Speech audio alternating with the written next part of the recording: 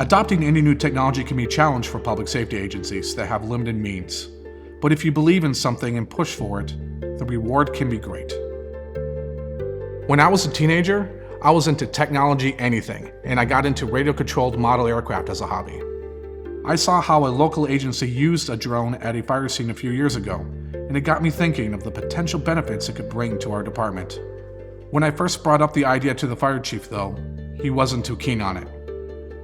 When Keenan first told me about drones, I didn't take it seriously. I thought of it as more of a toy than a functional part of the fire service. A few years back, we had an incident where a vehicle drove off the road and into a pond.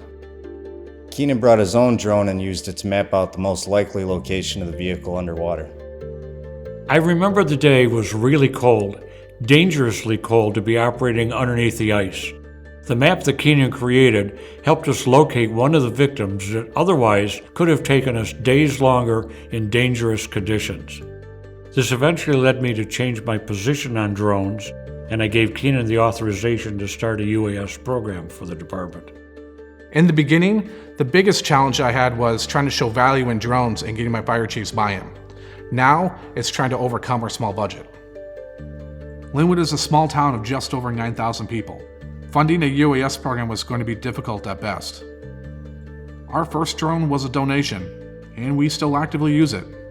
With the successes of the program, we've been able to allocate some more funding, but we still need to rely on outside help. For most fire agencies out there, I think funding is a common issue they can relate to. As our program began to grow, there was another incident that really solidified the value of drones for our department. It was a September afternoon, and we were called in to assist law enforcement with an armed subject who had barricaded himself inside a residence. Police and fire departments often work together as their training and resources overlap a lot. I requested the Lynwood Fire Department to assist, as I knew Keenan had thermal capabilities. The subject's phone died, and negotiators needed to safely get him a new one to keep talking. The incident commander looked at me and said, "Can you deliver it with a drone?" I said, "Of course we can. We're firemen." Frankly, I had no idea how, but I knew Keenan could come up with a way. I had just attached a drop release system to an M600 and saw this could be an option. I had never done this before, and I wasn't 100% sure it could be done. Approaching slowly, we successfully positioned the cell phone just outside of a window until the suspect grabbed it.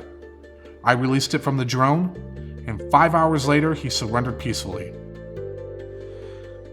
That, for me, really solidified what I was doing and what I was pushing for.